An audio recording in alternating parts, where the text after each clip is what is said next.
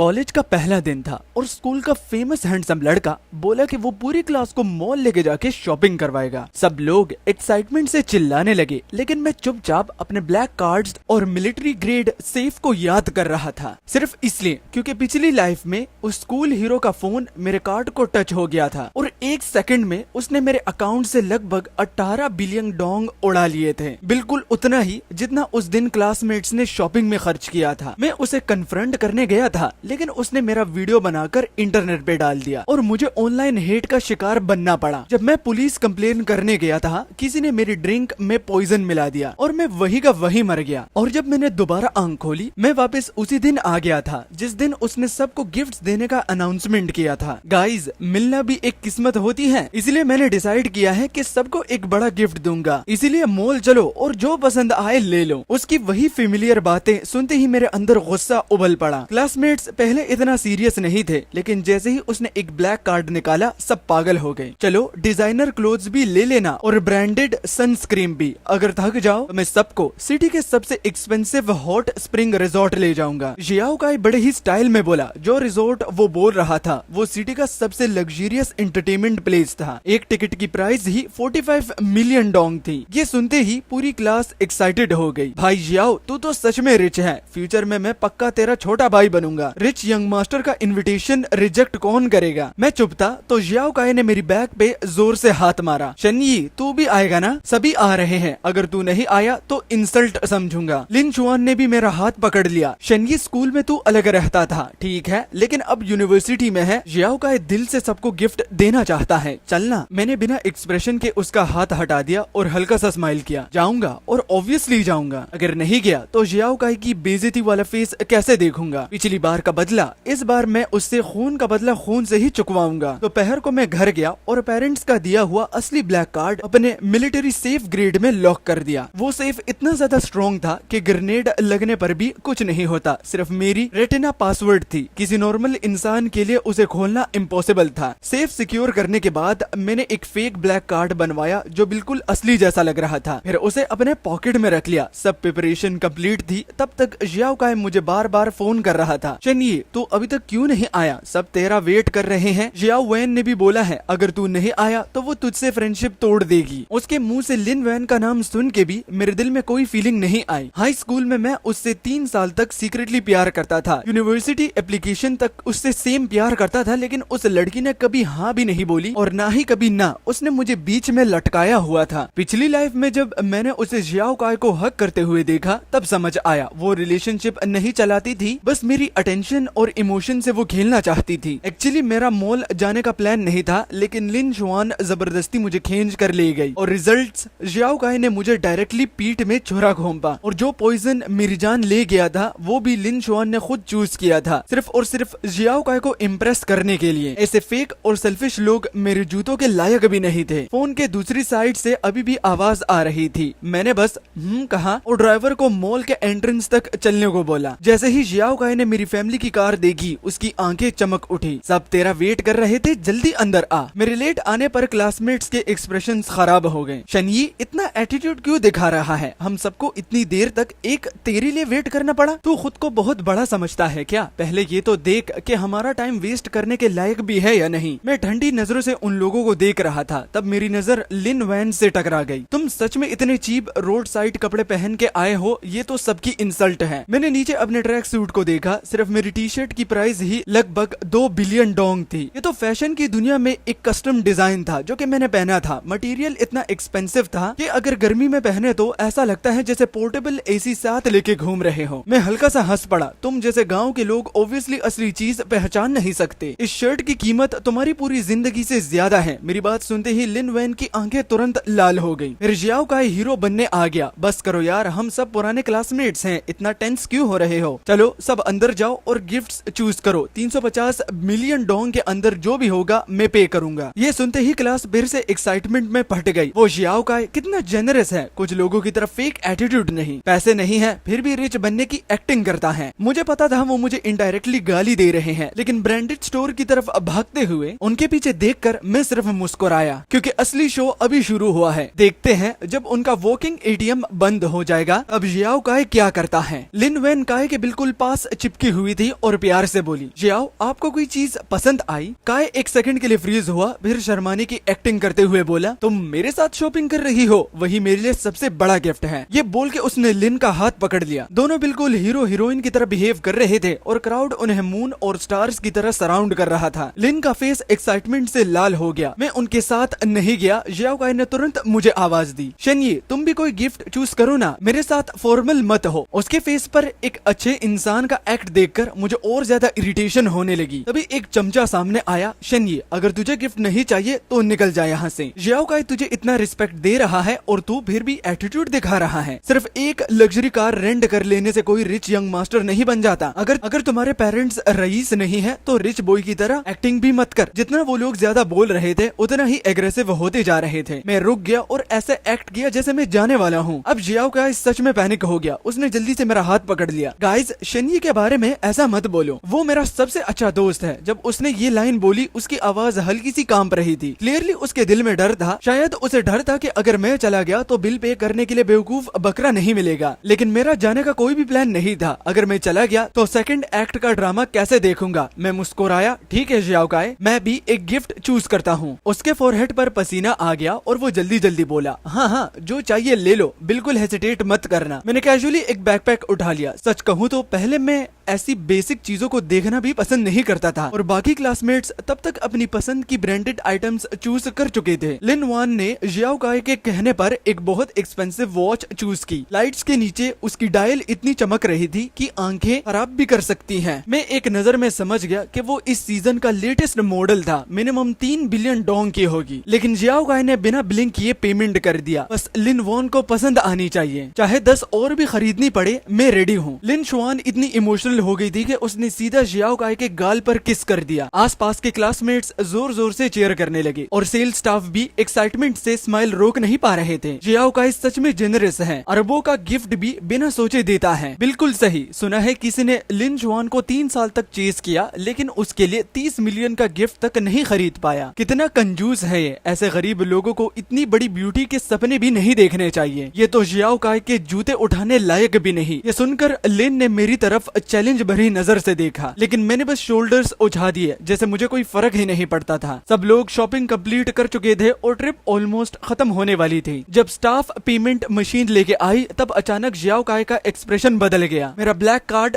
गायब हो गया। सब क्लासमेट्स शॉक में रह गए। वो सभी लोग मिलकर फ्लोर पर वो कार्ड ढूंढने लगे, एक ऐसा कार्ड जो कि एग्जिस्ट ही नहीं करता था। काफी देर तक ढूंढने के बाद भी कार्ड नहीं मिला। अब लिन टेंशन में जियाओ काई को देखकर बोली, कहीं किसी ने तुम्हारा कार्ड चुरा तो नहीं लिया? जैसे ही उसने चोरी बोला सबकी नजर एक साथ मुझ पर आ गई। जियाओ काई ने गिल्टी एक्टिंग करते हुए मुझे देखा। शेनये, आज सिर्फ हम दोनों एक्सीडेंटली टकराए थे, क्या पता तुमने गलती से मेरा कार्ड उठा लिया हो। मुझे याद है तुम्हारे पॉकेट में भी एक ब्लैक कार्ड था, एक बार दिखा सकते हो? मैं उसे हाफ स्माइल के साथ देखता रहा। तो तुम कहना चाहते हो मैंने तुम्हारा कार्ड चोरी किया? क्या बकवास है। मेरा घर तुम्हें इतना गरीब लगता है क्या कि मैं तुम्हारे चिल्लर पैसे तुमसे चोरी करूंगा? वो ऑकवर्ड हंसी के साथ सर कोहजाने लगा। नहीं नहीं, मैं बस कंफर्म करना चाहता था। मैंने कब बोला तुमने चोरी की? सभी गिफ्ट्स पैक हो चुके थे, टाइम वेस्ट मत करो। जियाओ काई को हंसते देख कुछ बॉयज तुरंत उसकी साइड लेने आ गए। शेनये, हम सिर्फ कार्ड देखना चाहते हैं, एक बार दिखा देने से क्या चला जाएगा? क्या हम मैजिक से तुम्हारा पैसा स्वाइप कर लेंगे? स्वाइप वर्ड सुनते ही जियाओ काई का फेस क्लियरली चेंज हो गया। उसने जल्दी से बोला, हाँ शेनये, बस एक बार दिखा दो। मैंने देखा टाइमिंग परफेक्ट हो चुकी थी। मैंने धीरे से पॉकेट से एक ब्लैक कार्ड निकाला और फेक गुस्से में बोला, फाइन, ध्यान से देख लो, ये तुम्हारा कार्ड लगता है या नहीं? मैंने कार्ड जियाओ काई को दे दिया। उसने एक ग्लैंस ली और तुरंत मुझे वापस कर दिया। फेस पर एक फेक गिल्ट था लेकिन लिप्स के कॉर्नर सीक्रेटली स्माइल कर रहा था। सॉरी यार, ये तो सच में तुम्हारा कार्ड है। ये बोल के उसने सडनली पॉकेट टैप किया और एक्टिंग करने लगा जैसे अभी याद आया हो। अरे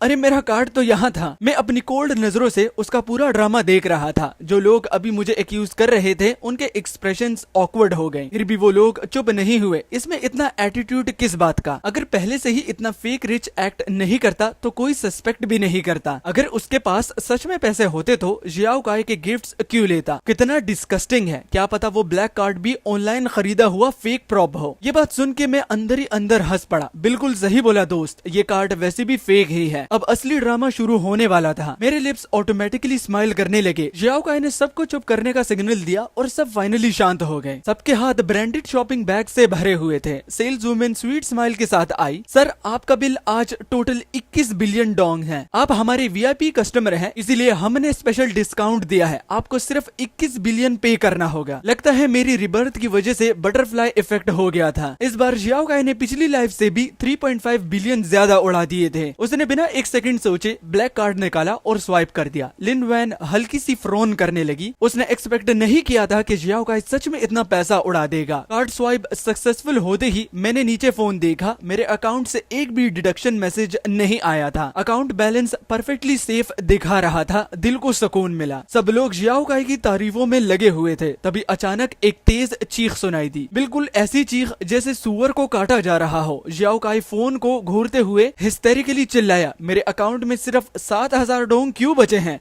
ये बोलने के बाद उसे अचानक एहसास हुआ कि वो अपना कंट्रोल खो चुका था। थोड़ी देर पहले जो अमीर यंग मास्टर वाली इमेज उसने इतनी मुश्किल से बनाई थी, वो लगभग टूट ही गई थी। शर्मिंदा होके उसने जल्दी से बात संभाली, मेरा वो मतलब नहीं था। आसपास के क्लासमेट्स एक दूसरे को कंफ्यूज नजरों से देखने लगे, फिर तुरंत उसकी तरफदारी करने लगे। अरे यंग मास्टर जियाओ इतने छोटे पैसों की क्या ही परवाह करेगा? लगता है कार्ड की लिमिट खत्म हो गई होगी। थोड़ा वेट करते हैं, बस यंग मास्टर जियाओ घर वालों को एक कॉल कर देगा, सब सॉल्व हो जाएगा। हाँ यार, वैसे भी हम सब ने उसके गिफ्ट्स लिए हैं, ऐसे कैसे हम जियाओ काई को एम्बेरस होने देंगे? ये आखिरी लाइन सुन के मैं सच में हंसी रोक नहीं पाया। मेरी हंसी सुनते ही सबका अटेंशन मेरी तरफ आ गया। हंस क्यों रहे हो? क्या तुझे भी यंग मास्टर जियाओ से गिफ्ट नहीं मिला था? अब थोड़ा चांस मिल गया तो एटीट्यूड दिखा रहा है। ध्यान से रहना, यंग मास्टर जियाओ बस एक सेंटेंस बोलेगा और तेरा पूरा घर बर्बाद हो जाएगा। बर्बाद? और मैं तुम लोगों के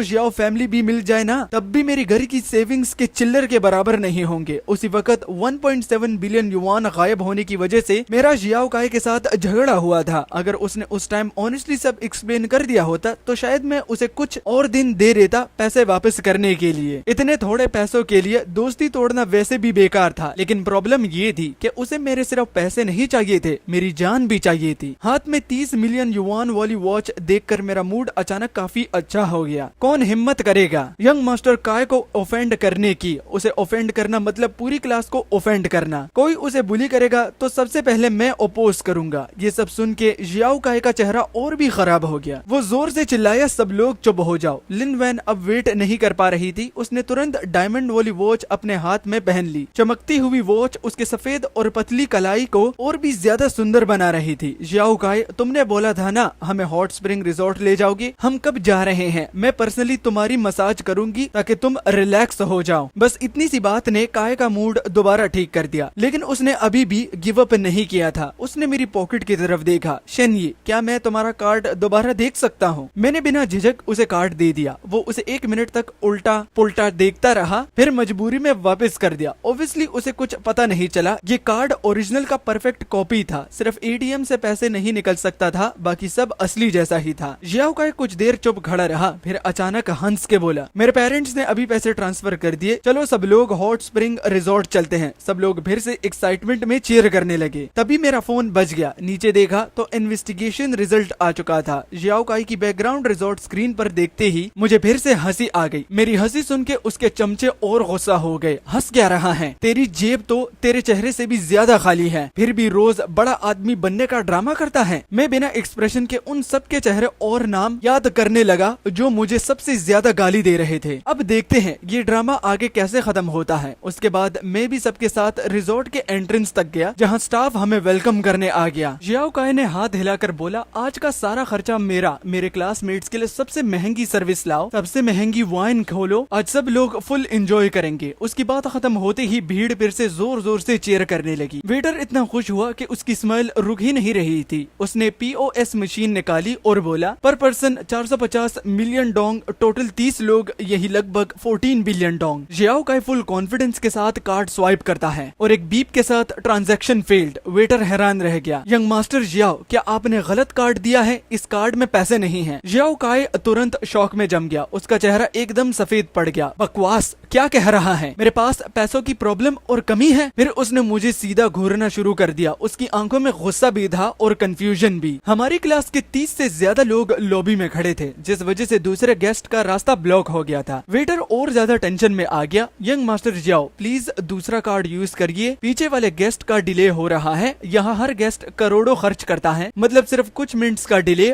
और बहुत ही ह्यूज लॉस। क्लासमेट्स भी बातें करने लगे। अभी तो जियाओ काई के घर वालों ने पैसे भेजे थे ना, फिर इशू क्या है? बकवास मत करो, उसने अभी हम सब के लिए इतने महंगे ब्रांडेड आइटम्स खरीदे हैं, थोड़े पैसे की कमी कैसे हो सकती है? लिन वैन अपने मेल गोट को बचाने के लिए वेटर पर चिल्लाई, अंधे हो क्या? हम सबके हाथ में ब्रांडेड शॉपिंग बैग्स नहीं दिख रहे? जियाओ काई के कार्ड में बस थोड़ा इशू है, थोड़ा वेट नहीं कर सकते? लेकिन इस वक्त सबसे ज्यादा परेशान जियाओ काई खुद था। उसका चेहरा कागज की तरह सफेद हो चुका था, हाथ इतना काम रहा था जैसे लग रहा हो खड़े होके छोटा हथियार हिला रहा हो। और फिर उसने अपनी नजर मुझ पर टिकाई। शेनयी, हम क्लासमेट्स हैं ना, तो क्या तुम पहले पेमेंट कर सकते हो? लगता है मेरा कार्ड लिमिट क्रॉस कर गया है। ये बकवास एक्सक्यूजेस सुन के मेरे दिल में ठंडी हंसी निकली, लेकिन बाहर से मैंने एक्टिंग की जैसे मुझे बिजली का झटका लग गया हो। भाई मेरी कार भी रेंट की है, मैं कहां से 14 बिलियन लाऊं? मुझे बेच भी दोगे ना तो भी इतना पैसा नहीं मिलेगा। जियाओ काई ने क्लियरली मेरी बैकग्राउंड इन्वेस्टिगेशन की थी, वो जानता था मैं कौन हूँ। फिर भी उसने दूसरों को मुझे गरीब कह के इंसल्ट करने दिया। मैं चुप रहा और अब ये बंदा मुझसे पैसे उधार मांग रहा था। सपना देख रहा है क्या? टाइम धीरे धीरे निकल रहा था और आसपास खड़े गेस्ट गुस्सा होने लगे। ये रिजॉर्ट बिजनेस कैसे चलाता है? 30 लोग यहाँ मूर्ति बन के खड़े हैं, हमें अंदर जाना है या नहीं? मैनेजर को बुलाओ, मैं कंप्लेन करूंगा। कुछ गुस्से वाले गेस्ट तो सीधा गाली देने लगे। पैसे नहीं है तो निकल जाओ यहाँ से, अगर पैसे हैं तो जल्दी पेमेंट करो, बस जगह घेर के बस खड़े हो तो दफा हो जाओ यहाँ से। तुरंत जियाओ काई का चमचा भी डिफेंड करने आ गया। हमारा यंग मास्टर जियाओ के पास पैसे की कमी नहीं है, बस एक सेंटेंस में तुम्हें बैंक करप्ट कर देगा। हिम्मत कैसे हुई ऐसी बात करने की? लेकिन ये बेवकूफ समझ नहीं पा रहा था कि जो लोग इतना पैसा खर्च कर सकते हैं वो सब बिजनेसेस वर्ल्ड के बड़े लोग हैं। सिर्फ जियाओ काई क्या, पूरी जियाओ फैमिली भी मिलकर उन्हें ऑफेंड करने की हिम्मत नहीं करती। शायद जियाओ काई को भी समझ आ गया था कि मुझसे पैसे निकलवाना इम्पॉसिबल है। अभी तक जो 2.1 बिलियन उसने उड़ाए थे वो सब असल में उसके लिए खून के आंसू जैसे थे। ये सोचकर ही उसका दिल जल रहा था। आखिर उसने दांत पीस कर कहा, चलते हैं। लिन वैन कंफ्यूज हो गई, कहा? हम तो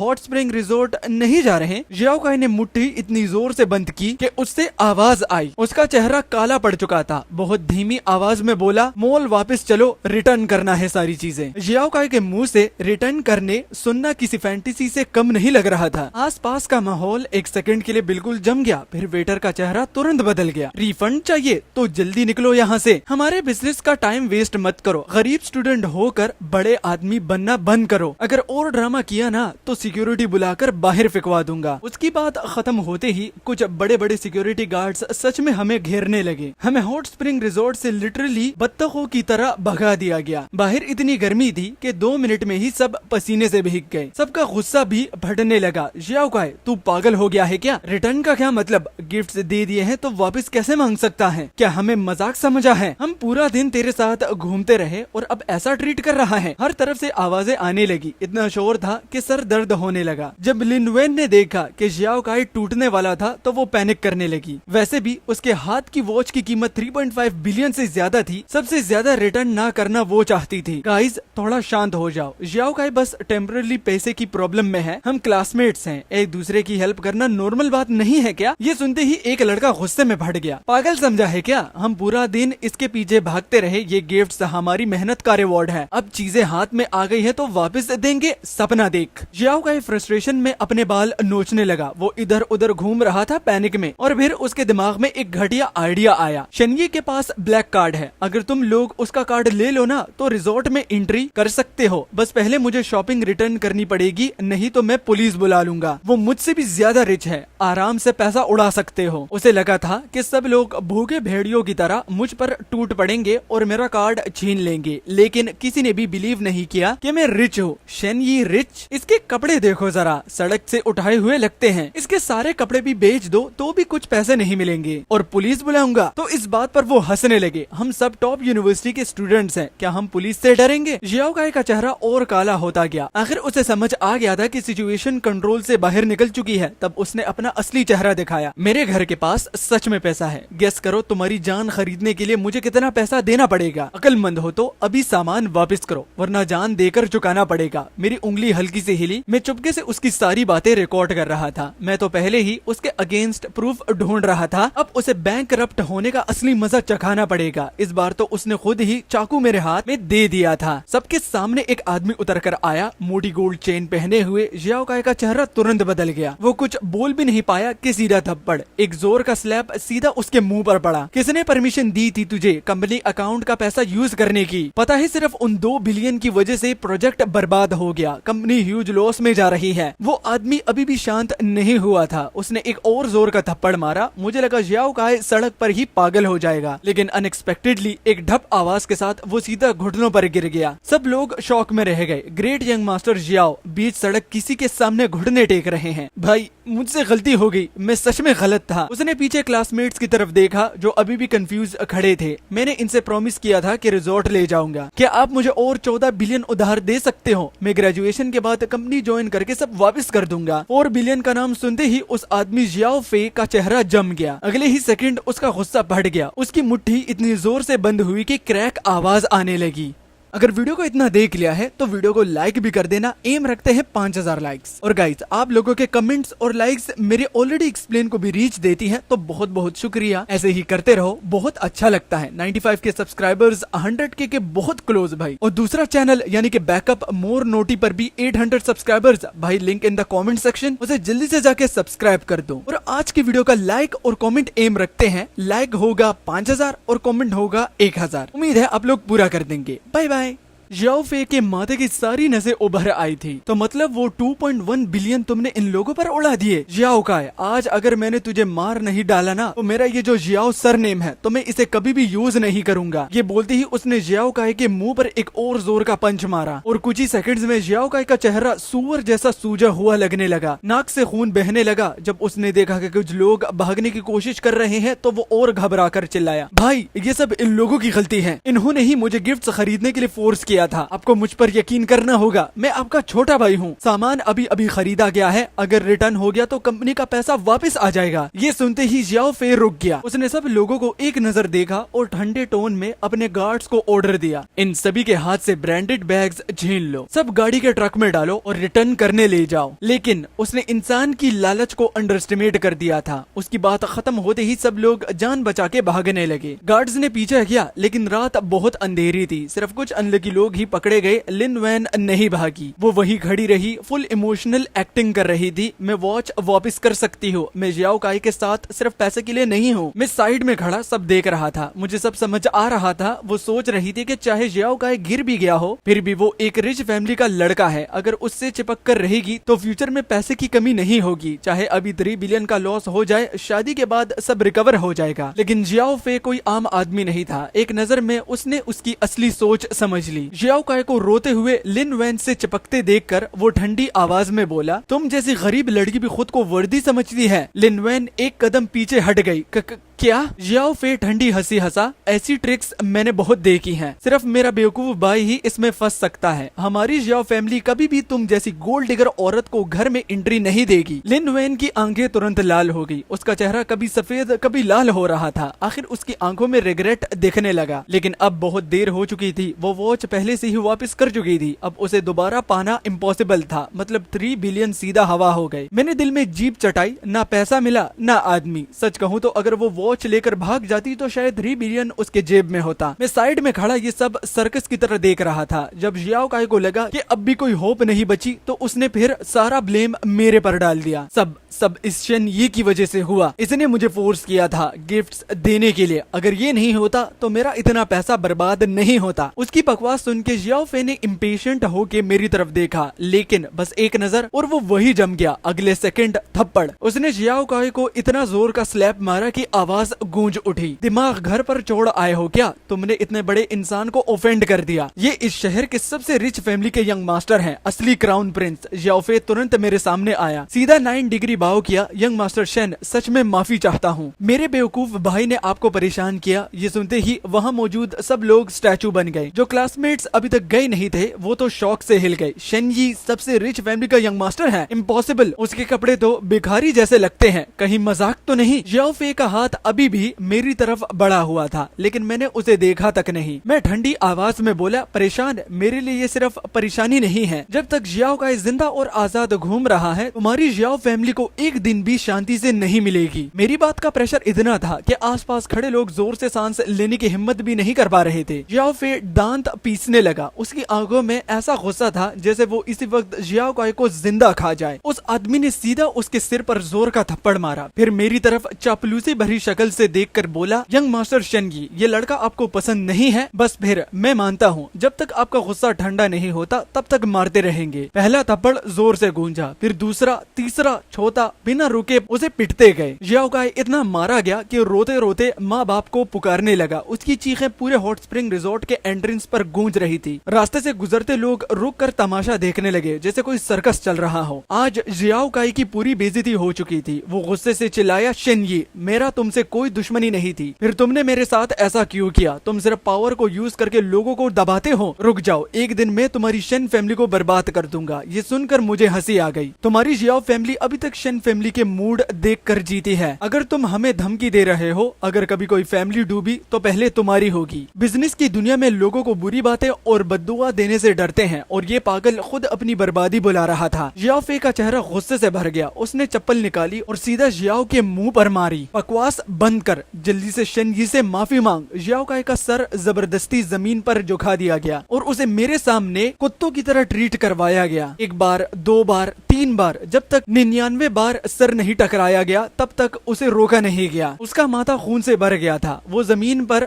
मरे हुए कुत्ते की तरह पड़ा था। सांस मुश्किल से चल रही थी। रोते हुए बोला, सॉरी शेनयी, गलती हो गई। मैंने उसकी थोड़ी को पैर से ऊपर उठाया और मुस्कुरा कर पूछा, अच्छा बताओ फिर गलती क्या थी तुम्हारी? जियाओ काई इतने गुस्से में था कि आंखें उलट गई और वो वही बेहोश हो गया। उसे एम्बुलेंस में उठाकर ले गए और फिर जियाओ फे मेरी तरफ आकर झुककर बोला, शेनयी, क्यों ना मैं आपको आपके क्लासमेट्स को रिजॉर्ट में रिलैक्स करवा दूं? इसको एक सॉरी ट्रीटमेंट समझ लीजिए। मैंने उसे घिन भरी नजरों से देखा। तुम लोग भी डिजर्व करते हो मेरे साथ खड़े रहना। बाकी क्लासमेट्स का डर से बुरा हाल था। किसी की हिम्मत नहीं थी वो भी जोर से सांस लेने की। जियाओ काई का हाल सबके सामने था। अब सबको असली डर समझ आ गया था। सिर्फ लिन युआन शेमलेसली मेरे पास आई। उसका चेहरा लाल था, शर्म से या एक्साइटमेंट से पता नहीं। वो धीरे से बोली, शेनयी, तुम सच में रिचेस्ट फैमिली के यंग मास्टर हो। पहले मैं अंधी थी। जियाओ काई की वजह से तुम्हारे साथ इतना बुरा बिहेव किया, गलती थी मेरी। ये कहकर उसने सर उठाया, आंखों में फेक आंसू भर के, क्या तुम मुझे एक और चांस दे सकते हो? क्या हम पहले की तरह फ्रेंड्स बन सकते हैं? उसकी ये नौकरानी जैसी एक्टिंग देखकर मुझे उल्टी आने लगी। जब मैं उसे दिल से ट्रीट करता था तब उसने कभी मेरी तरफ देखा तक नहीं। मुझे लगता था वो क्लासी और सेल्फ रिस्पेक्ट वाली लड़की है, लेकिन असल में वो तो सिर्फ पैसों की भूखी निकली। अब मुझे खुशी हो रही थी कि स्कूल टाइम में मैंने अपनी असली आइडेंटिटी को किसी को नहीं बताया, वरना मैं कभी शायद लिन युआन का असली चेहरा देख ही नहीं पाता। तभी एक और सुपर कार आ रुकी, शेन फैमिली की कार। मैंने लिन युआन को साइड में धक्का दिया और ठंडी हंसी के साथ बोला, मेरे साथ फ्रेंडशिप करनी है, पहले जाकर शीशे में अपना चेहरा देख, फिर डिसाइड करना कि तुम उसके लायक भी हो या नहीं। तुम जैसे कचरे को टच करना भी मुझे गंदा लगता है। कुछ दिन बाद मिलिट्री ट्रेनिंग खत्म हो गई। मैं उसी रात हॉस्टल छोड़कर निकल गया। मैं बस नॉर्मल कॉलेज लाइफ एंजॉय करना चाहता था, लेकिन जियाओ काई जैसे पागल इंसान से टकरा गया। अब हाल ये था कि पानी पीते वक्त भी डर लगता था कि कहीं कोई जहर ना मिला दे। जब मेरे पेरेंट्स को ये सब पता चला, मेरी माँ ने सीधा हाथ हिलाकर कहा, स्कूल के पास सबसे महंगी विला खरीदो,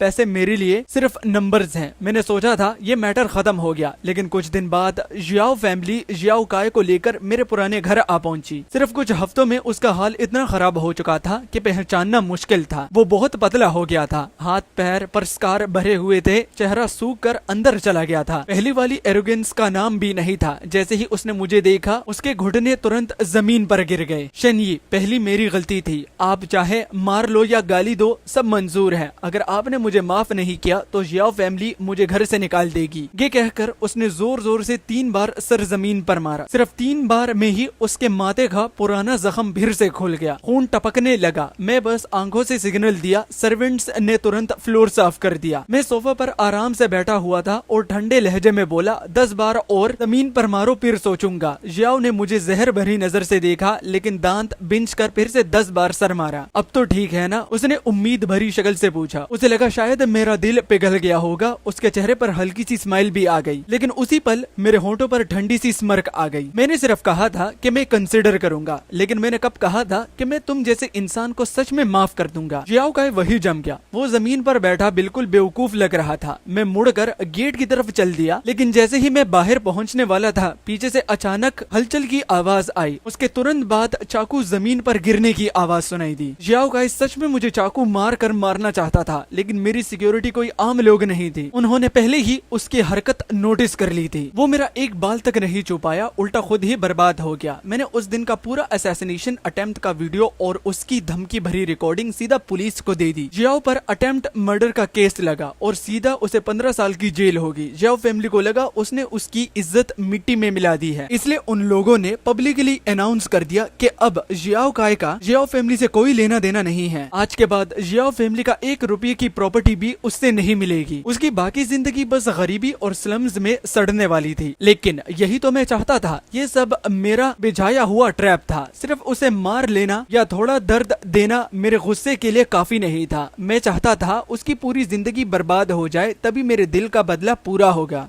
फिर देखते ही देखते कॉलेज के 4 साल गुजर गए। इस बार मुझे असली दोस्त मिले और मेरी लाइफ में वो लड़की भी आई जो सच में मेरे लिए बनी थी। शादी के दिन उसने अचानक मुझसे पूछा, तुम्हारी फर्स्ट लव कैसी थी? एक पल के लिए लिन युआन का घटिया चेहरा मेरे दिमाग में फ्लैश हुआ और तुरंत मुझे घिन सी महसूस हुई। मैं हल्का सा मुस्कुराया और बोला, फर्स्ट लव वो बस एक कचरा था, उसका जिक्र करना भी बेकार है। इस जिंदगी में मैं सिर्फ तुमसे प्यार करता हूँ। मैंने उसका हाथ पकड़ा और हम दोनों आराम से सड़क पर चलने लगे, जैसे दुनिया में हमारे सिवा और कोई भी ना हो। ऊपर चमकता हुआ चांद देखकर मेरे दिल में एक सुकून सा भर गया। इस दूसरी जिंदगी ने मेरी सारी कमियां पूरी कर दी। पुराने सारे दर्द अब सिर्फ गुजर चुके कहानियां थी और मेरे सामने था एक रोशन और खूबसूरत फ्यूचर।